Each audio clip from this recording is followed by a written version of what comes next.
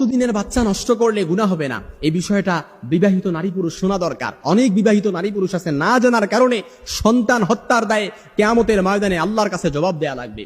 কারণ আপনি সন্তান নিতে চাচ্ছেন না, কিন্তু দেখা গেছে আপনার অনিচ্ছাকৃত বশত পেটে বাচ্চা কনসেপ্ট হয়ে গেছে। এখন আপনি কি করবেন? আপনি যদি ভ্রূণ হত্যা করেন তাহলে তো আল্লাহর আসামির কাঠগড়ায় আপনাকে ভ্রূণ হত্যার দায়ে, গুপ্ত হত্যার দায়ে, রাসূল যেটাকে গুপ্ত হত্যা বলেছেন, এর দায়ে আপনাকে আল্লাহর আসামির কাঠগড়ায় জবাব দেয়া লাগবে। এখন আপনি কি করবেন? ইসলামের বিষয়ে কি কনসেপ্ট দেয়? আপনি ভ্রূণ হত্যা করতে পারবেন কিনা, কিংবা কতদিন বয়সে আপনি ভ্রূণ হত্যা করলে আপনার কোনো গুনাহ হবে না, আপনাকে এই বিষয়টা ক্লিয়ারলি বুঝতে হবে। কারণ রাসূল সাল্লাল্লাহু আলাইহি সাল্লামের হাদিস, রাসূল সাল্লাল্লাহু আলাইহি সাল্লাম এই ভ্রূণ হত্যাকে গুপ্ত হত্যা বলেছেন। কারণ আমরা যেটাকে ভ্রূণ হত্যা বলি, অর্থাৎ পেটের মধ্যে যেই সন্তানকে জীবন্ত, অনেক স্বামী স্ত্রী আছে, অর্থাৎ এই সন্তান পৃথিবীতে আসলে কি খাবে, কিভাবে চলবে, চলাফেরা করবে, নিজেরাই তো খাইতে পাই না, এইভাবে অর্থাৎ এই চিন্তায় এই সন্তানকে দুনিয়ার মুখ দেখতে দেয় না। ঔষধ খেয়ে কিংবা আধুনিক যন্ত্রপাতি দ্বারা এই সন্তানকে পেটের মধ্যে কি করে, জীবন্ত এই ভ্রূণটাকে নষ্ট করে ফেলে। এই ভ্রূণটাকে নষ্ট করে ফেলে, রাসূল যেটাকে গুপ্ত হত্যা বলেছে। আর জাহিলি যুগে জীবন্ত কন্যাকে বাবা কি করতো? গোবর দিত। ওইটাকে দুটোটাকে একই সমান বলেছেন।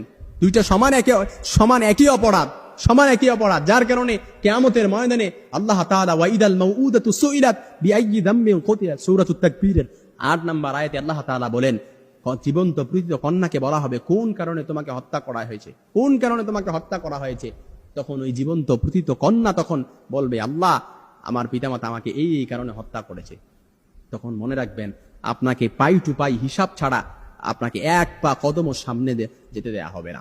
এজন্য ইসলামী বিষয়ে কি বলে, কতদিনের বোন, আপনি যদি জীবন নাশের হুমকি থাকে, কিংবা আপনার যদি কোনো কারণে আপনি এই সন্তান নিতে চাচ্ছেন না, আপনার কোনো শরিয়ার কোনো কারণ থাকে, ইসলাম কোনো কারণ, জায়েজ কোনো কারণ থাকে, তাহলে আপনি কোন কারণে আপনি ভ্রূণকে হত্যা করতে পারবেন এ বিষয়ে, অর্থাৎ ভ্রূণ তো তখন নষ্ট করতে পারবেন, কোন কারণে, কোনো জায়েজ কোনো কারণে করতে পারবেন কিনা, ইসলামের বিষয়ে কি বলে এ বিষয়ে যদি আমরা দেখি, সৌদি আরবের স্থায়ী কমিটির ফতুয়া বোর্ড এবং সমস্ত উলামায়ে কেরাম ঐক্যমত পোষণ করেছেন যে আপনার যদি মায়ের কোনো জীবননাশের হুমকি থাকে, তাহলে আপনি, অর্থাৎ আপনার জীবননাশের হুমকি থাকলে আপনি সন্তান নিতে, অর্থাৎ এই সন্তান বিরতিকরণ পদ্ধতি আপনি অবলম্বন করতে পারবেন। কিংবা কোনো কারণে যদি আপনার পেটে বাচ্চা কনসেপ্ট হয়ে যায়, তাহলে 120 দিনের আগে আপনি এই ভ্রূণকে হত্যা করতে পারবেন। 120 দিনের আগে, 120 দিন পার হয়ে গেলে তখন এর মধ্যে রূহ ফুঁকে দেয়া হয়, শ্বাস প্রশ্বাসের যে একটা বিট তখন চালু হয়ে যায়। তখন চাইলেই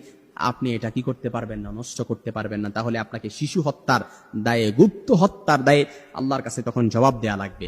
আর সন্তান খাবে কি?